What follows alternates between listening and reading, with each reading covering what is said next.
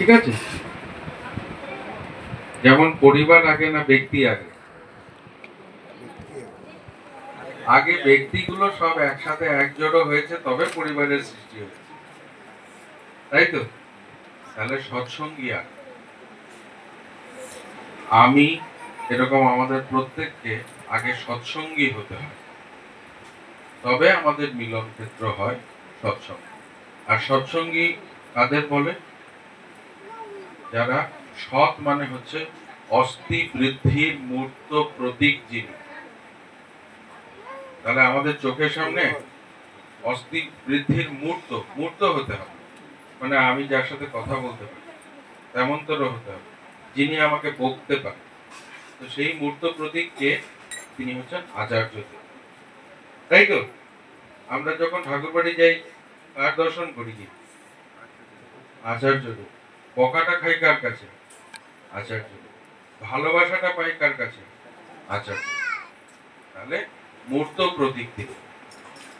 তাহলে অস্থি বৃদ্ধির মূর্ত প্রতীক হচ্ছেন যিনি, তিনি হচ্ছেন সৎ। অস ধাতু থেকে এসছে, এটা অস্থি ও বৃদ্ধি বোঝায়।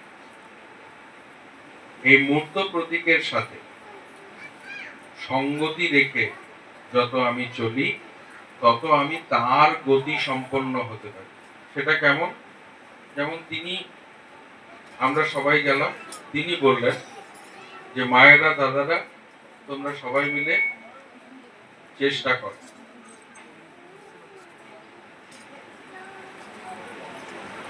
তোমরা সবাই মিলে চেষ্টা করো যাতে ডিপি অর্থাৎ যতজন মানুষ দীক্ষা নিয়েছে তাদের মধ্যে অন্তত 20% মানুষ যাতে এরকম থাকে ওখানে, যারা নিষ্ঠা সহকারে ইষ্টভৃতি প্রত্যেক দিন করছে ও প্রত্যেক 30 দিনের দিন ঠাকুরের কাছে পাঠাচ্ছে। এটা আমরা শুনলাম। এটা শোনার পর আমরা এলাম, এসে কাজে লাগে। তো তিনি চেয়েছেন 20%, আমরা 2 মাসের ভেতরেই বা 1 মাসের ভেতরেই 20% করে ফেললাম। তাহলে তিনি যা চেয়েছেন সেটা হলো তো, অর্থাৎ তার গতি আমরা পেলাম তো। তিনি যে স্পিডে যেতে চাচ্ছেন সেই স্পিড তখনই তিনি রাখতে পারবেন যখন আমি রাস্তা পরিষ্কার রাখব। আর রাস্তার মধ্যে যদি ময়লা আবর্জনা ফেলে রাখি, তাহলে উনি চাইলেও, ভালো গাড়ি থাকলেও ওই গতিতে যেতে পারবেন? পারবেন। তাই আমার এরকম আমাদের প্রত্যেক আমাদের কাজ হচ্ছে যে তুমি যা বলেছো সেটাকে আমার জীবনে ফুটিয়ে দিই। সোজা কথা, তুমি আমাকে বলেছো যে প্রত্যেক দিন 2টো করে বাড়িতে যাব। এই বাড়ি দীক্ষিত বাড়ি, এই বাড়ি ইষ্টবৃত্তি করছে কি করছে না আমি দেখব না। আমি যাব, ওর পাশে গিয়ে দাঁড়াবো, ওর সাথে গল্প করব, একটা হৃদয়ের বন্ধন স্থাপন করব নিজেদের মধ্যে। এই হৃদয়ের বন্ধন যখন স্থাপিত হয় আমার আর আপনাদের সাথে, একমাত্র তখনই কিন্তু আমি যদি কোনো একটা কথা বলি আপনার হৃদয়কে স্পর্শ করবে, তাই না? যদি কোনো সম্পর্ক না থাকে তাহলে আমি যত মূল্যবান কথাই বলি না কেন, সেটা কোনো মূল্য রাখবে আপনার কাছে? রাখবে না। তাহলে আমি ওই মানুষটার সাথে, যার বাড়িতে গেছি, তার সাথে আগে আমার হৃদয়ের বন্ধন হয়েছে কিনা সেটা আগে ঠিক করব। ওকে গিয়ে জিজ্ঞেস তো আমরা কারোর বাড়িতে গিয়ে করি না, ভাই তোমার বৌমার শরীর ভালো আছে তো? বাচ্চাগুলো এখন কি পড়াশোনা করছে? দেখছি ওর নাক দিয়ে খুব সর্দি পড়ছে, কেন এত সর্দি হচ্ছে বলো তো? আচ্ছা চলো দেখি তোমার রান্নাঘরে কি রেখেছো, কেমন করে রেখেছো রান্নাঘরটা, এটো খাটা তুমি মানো কিনা দেখি। ছোট্ট ছোট্ট এই যে জিনিসগুলো যত দেখব, যত ওদের সাথে গল্পের ছলে বলবো, দেখা গেল বহু ডাক্তার দেখিয়ে ওর বাচ্চার সর্দি কাশি ঠিক হচ্ছে না, শুধু ওই কথাগুলো একদিন আলোচিত হয়েছিল, সে চেষ্টা করলো, দেখা গেল যে ওর বাচ্চার সর্দি কাশি ভালো হয়ে গেছে। তখন আস্তে আস্তে বিশ্বাস জন্মালো যে না, এই মানুষটা আমাদের যা বলে মঙ্গলের জন্য, ওর নিজস্ব কোনো খারাপ কোনো বুদ্ধি নেই, কোনো কিছু হাপিস করতে চায় না আমার কাছ থেকে। এই হলো পরিস্থিতি যখন একটা সমাজে, তখন একজন মা দাঁড়িয়ে যিনি ওরকম করছেন, তিনি যদি বলেন আপনারা সবাই আসবেন, কিন্তু আগামীকাল মন্দিরে কিন্তু সৎসঙ্গ আছে। কে দিচ্ছে? বলে অমুক দাদা দিচ্ছেন, কিন্তু আপনারা সবাই দয়া করে আসবেন, আমি এসেছি বলার জন্য। যতজনকে বলেছেন সবাই গিয়ে হাজির হয়ে গেছে। হয় এরকম তো? আবার আরেকজন আরেক জায়গায় সবার বাড়ি বাড়ি গিয়ে বলে এলো, কিন্তু কেউ এলো না। এরকমও তো হয়। কেন এলো না? কারণ হৃদয় স্পর্শ করে। আমি সৎসঙ্গী হয়ে উঠি। তাই আমি যত সৎসঙ্গী হয়ে উঠবো, তত আমার এখানে সৎসঙ্গ গড়ে উঠবে, তত গড়বে। সেটা পৃথিবীর যে কোনো জায়গায় হোক না কেন, যেখানেই দেখা যাবে যে সৎসঙ্গ একদম তর তাজা হয়ে জীবন্ত হয়ে আছে, সৎসঙ্গের প্রতিষ্ঠান, মন্দির যাই বলে, সেখানে দেখতে হবে প্রত্যেকটি সৎসঙ্গী সেরকম হয়ে আছে। সৎসঙ্গে নিজস্ব কোনো অস্তিত্ব নেই, সৎসঙ্গী নিয়ে সৎসঙ্গের অস্তিত্ব। ছোট্ট ছোট্ট জিনিসগুলো আমরা অনেক জায়গায় পালন করি। যেমন ছোট্ট বাড়িতে একটা সৎসঙ্গ হচ্ছে, বসে বসেই ঠাকুরের ধ্বনি দিয়ে দিল। ধ্বনি দেব কিরকম করে? দাঁড়িয়ে ধ্বনি দেব। সবাই বসে থাকবে, কিন্তু যিনি ধ্বনিটা দিচ্ছেন তিনি দাঁড়িয়ে দেবেন, কখনো বসে তিনি দেবেন না। কারণ যার ধ্বনি দিচ্ছি তাকে তখন অবজ্ঞা করা। তাহলে ঠাকুরের ধ্বনি আমি দিচ্ছি, অবজ্ঞা করছি। কেন করছি? হয় আমি এটা জানি না, আর নচেত কেউ আমাকে বলেছে, কিন্তু সে আমার হৃদয় স্পর্শ করতে পারে। তাই এই ছোট্ট ছোট্ট জিনিসগুলো আমরা সব সময় সচেতন হয়ে দেখব। শুধু নাক ঝেড়ে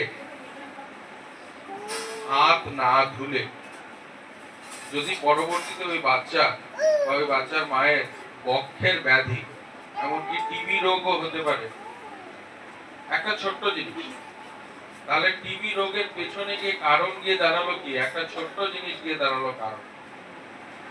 তো বহু কিছু তো করছি, বহু চিকিৎসা করছি, কিন্তু ওই ছোট্ট জিনিসটাকে বাদ দিয়েছি। আমি হয়তো কাপড়ের মধ্যেই নাক ঝেড়ে মুছে ফেলছি। তাহলে এই ছোট ছোট জিনিসগুলো বাড়িতে গিয়ে গিয়ে আমরা নিজেরাও করব, প্রত্যেককে করাবো। ডিপির কাজ মানে কিন্তু শুধু দীক্ষাপত্রের কাজ না। ডিপির পুরো সংজ্ঞাটা বলে দিয়েছেন আচার্যরা। দাঁড়ে দাঁড়ে পরিক্রমণের কাজ। দাঁড়ে দাঁড়ে কি করব? এইগুলো কাজ করব। যখন এরকম করে ওর মন জয় করেছি, সেদিন যদি আমি বলি যে দিদি একটা কথা বলবো, ঠাকুরকে না এরকম করে রাখতে হয়, তো ঠাকুরকে আমি যদি স্পষ্ট থাকে আমার ভিতরে, আমি যে কোনো প্রশ্নের সঠিক জবাব দিতে পারবো।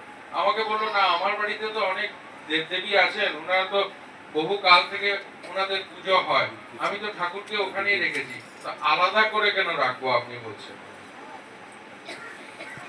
আমি তো নিজে বুঝিনি আমার বাড়িতে কেন আলাদা করে রেখেছি, তাহলে আমি ওদের বোঝাতে পারবো না। কিন্তু সহজ গূঢ় তত্ত্ব নিয়ে কখনো বিশ্লেষণ করতে নেই ঠাকুরকে।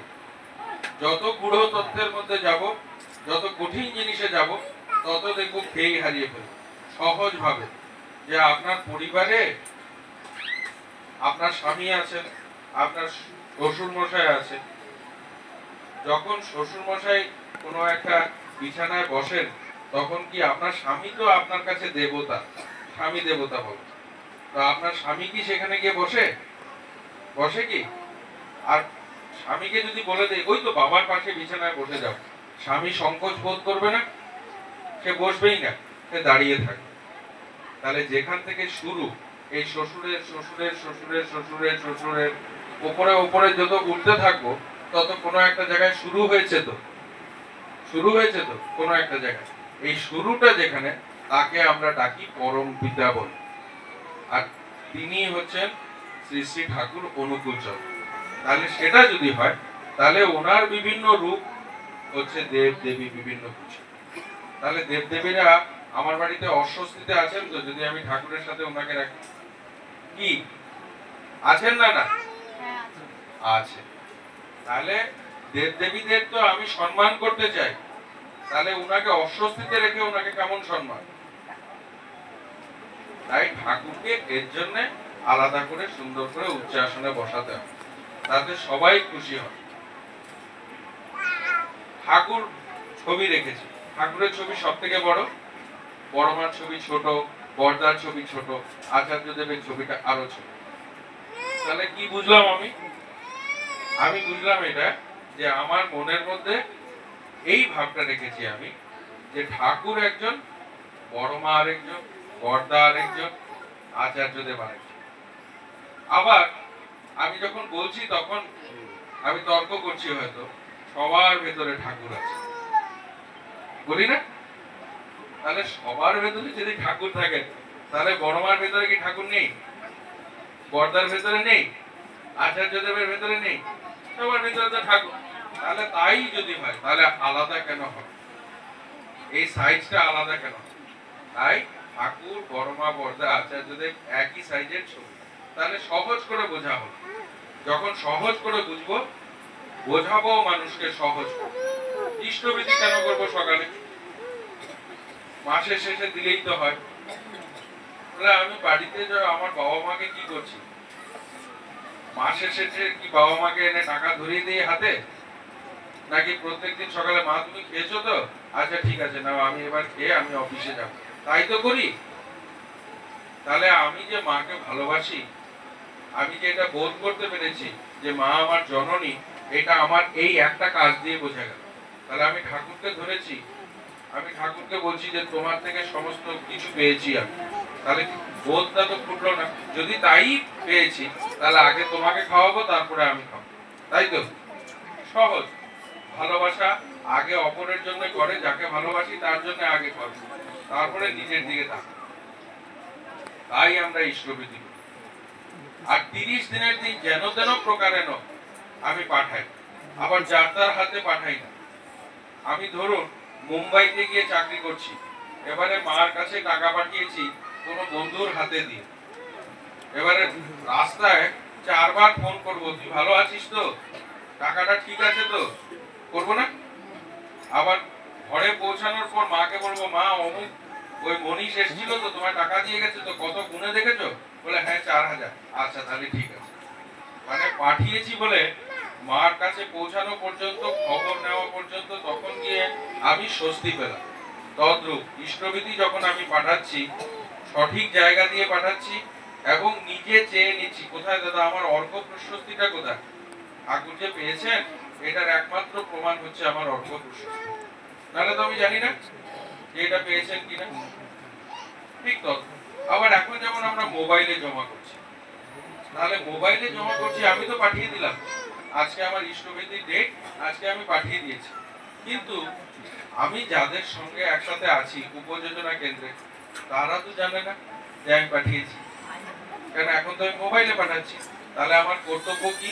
আমার কর্তব্য হচ্ছে ওইখানে অর্ঘ প্রশস্তি চলে এসেছে আমার কাছে, তাহলে উপযোজনা কেন্দ্রের যিনি চার্জে আছেন তাকে ফোন করে বললাম, দাদা আপনি হোয়াটসঅ্যাপে দেখুন না, আমি ওই অর্ঘ প্রশস্তি পাঠিয়েছি, আজকে জমা দিয়েছি তো ইষ্টবিধি, তাই ওখানে পাঠিয়েছি। আর আমি যাওয়ার সময় দেখা করে নেবো, আমি দুজনকে ওখানে ভ্রাতৃভোজ্য দেব। বুঝতে পেরেছেন? তাহলে সংহতিও বজায় থাকবে, একসাথে ভ্রাতৃত্ব বোধ বজায় থাকবে, কর্ম নিখুঁত নিপুণ হবে। এটা হলো সৎসঙ্গ। এভাবে আমরা ছোট ছোট জিনিস দিয়ে আমরা করব। সঠিকভাবে করার কিন্তু কোনো অন্ত নেই। যত এগুতে থাকবো তত দেখবো আরো ভালো করা যায়, আরো ভালো করা যায়। যারা মায়েরা রান্না করেন তারা সবাই জানেন যে রান্না করতে গিয়ে যত যেমন করে ভালো করে আমি ডাল করি, এটাই যে সর্ব উৎকৃষ্ট তা নয়, আরো ভালো করেও করা যায়, তাই না? তাই আমরা সবসময় মায়েরা গল্প করলে, তুই কিরকম করে করিস, তুই ফোড়নটা কি দিস? তাই নাকি, মেথি ফোড়ন দিয়ে? বলে হ্যাঁ আমি মেথি ফোড়ন দিয়ে, দেখ করে দেখবো তো। বলে হ্যাঁ মেথি ফোড়ন দিয়ে করে, এখন তো শাকটা অনেক ভালো লাগছে খেতে। বলে গিমা শাক করা হয়েছিল, মেথি ফোড়ন দিয়ে করা হয়েছিল।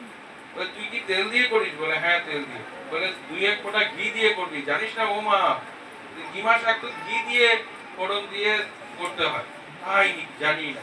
তাহলে আমি তো কনস্ট্যান্টলি এগাচ্ছি। ঠাকুরের জগতেও এরকম, যত করতে থাকবো তত বোধ করতে থাকবো যে আমি কনস্ট্যান্টলি এগাচ্ছি।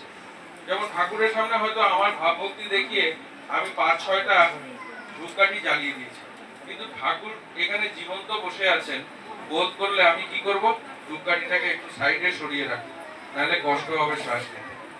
কি অনেকের অ্যালার্জি হয় না, তাহলে একটু সাইডে সরিয়ে রাখো, গন্ধও আসবে কিন্তু ঠাকুরের নাকে লাগবে। তো এটা নতুন শিখলাম, এরকম করে করে শেখ। আজ এইটুকুই থাক, সময় অনেকটা বেশি হয়ে গেছে। সবাই ভালো থাকবেন, সবাইকে ভালো রাখবেন। আর কিছু আছে?